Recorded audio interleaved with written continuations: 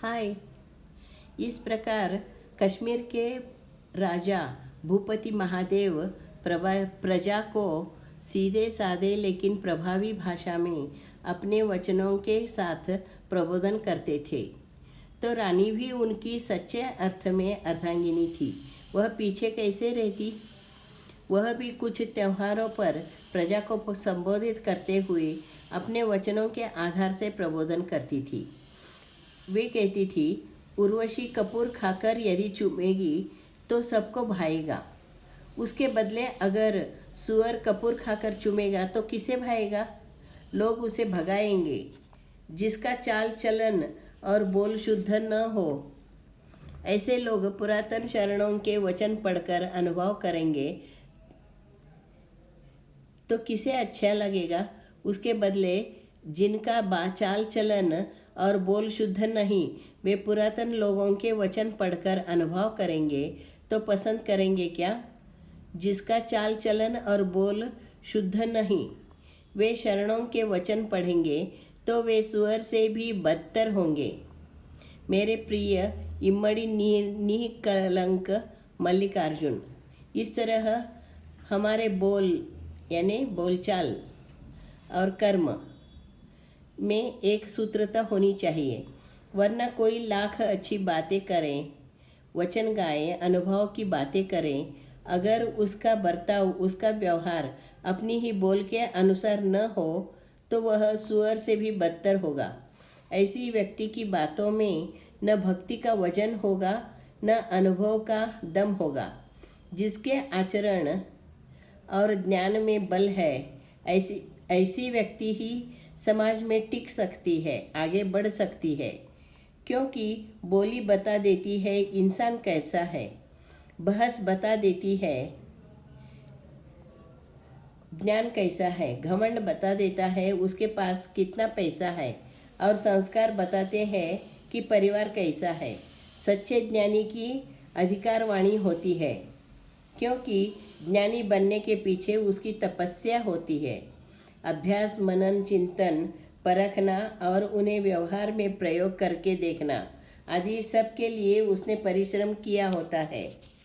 तभी उसकी वाणी में स्थिरता, अधिकार भी आता है।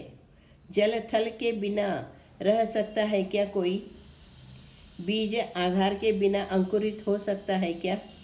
ज्ञान को क्रिया के बिना समझा जा सकता है क्या? चित्त ज्ञान स्वरूप के बिना वस्तु को देख ग्रहण करता है क्या? इस प्रकार क्रिया और ज्ञान संबंध भक्त की साधना का प्रमुख स्थल है। मेरे प्रिय इम्मड़ी निकलंक मल्लिकार्जुन में दोनों स्थल में भेद है।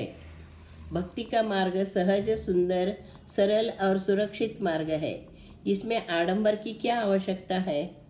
किसी चाह में भक्ति थोड़े ही की जा सकती है? नहीं, भक्ति तो भगवत प्राप्ति के लिए, आत्मज्ञान के लिए की जाती है। किसी चाह में की गई भक्ति तो व्यापार होगा। भक्ति के बदले में कैलाश जाना, यह तो मजूरी लेना है। आत्मज्ञान हुआ या नहीं, यह जाने बिना यहाँ वहाँ कहने वाली व्यर्थ की भाषा मत करो। मेरे प्रिय इम्मड़ी निकलंक मल्लिकार्जुन चराचर में भरा है।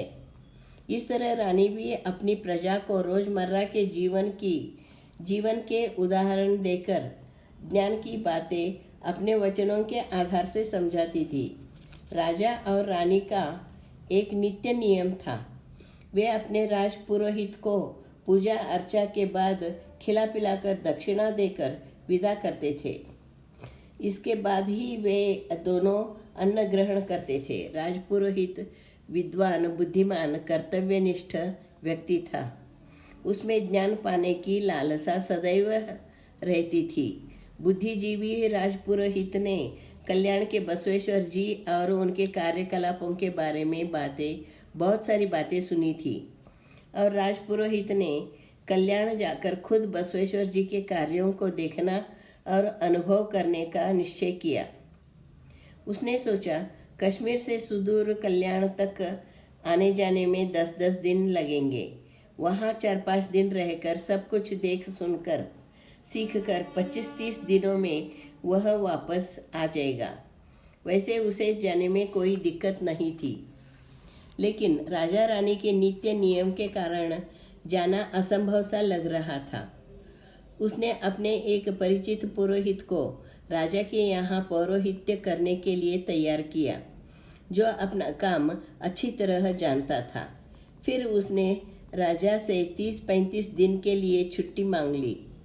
उसने गांव जाने का बहाना कर दिया और कह दिया कि उसकी गैर हाजिरी में शिवानंद स्वामी महल की पूजा पाठ विधि संभालेगा, जो अपने काम में माहिर है। राजा ने हामी भरी तो राजपुरोहित अश्वारोहण करके कल्याण की ओर निकल पड़े। शिवानंद स्वामी रोज पूजा पाठ अच्छी तरह निभा रहा था। राजा रानी उसे भी अत्यंत आदर भाव से खिला पिलाकर दक्षिणा देकर विदा करके ही अन्न ग्रहण करते थे।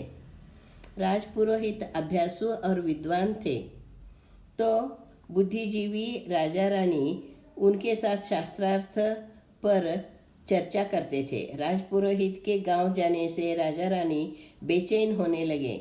एक दिन राजा ने शिवानंद स्वामी से शास्त्रार्थ छेड़ा।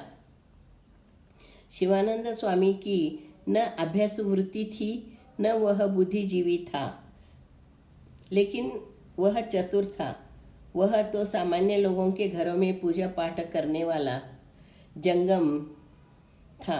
हालांकि वह पूजा पाठ विधिवत शास्त्रोक्त कराता था, लेकिन ज्ञान के मामले में वह कोरा था। वह गोलमाल उत्तर देकर बचना चाहता था। यह बात राजा रानी पहचान गए।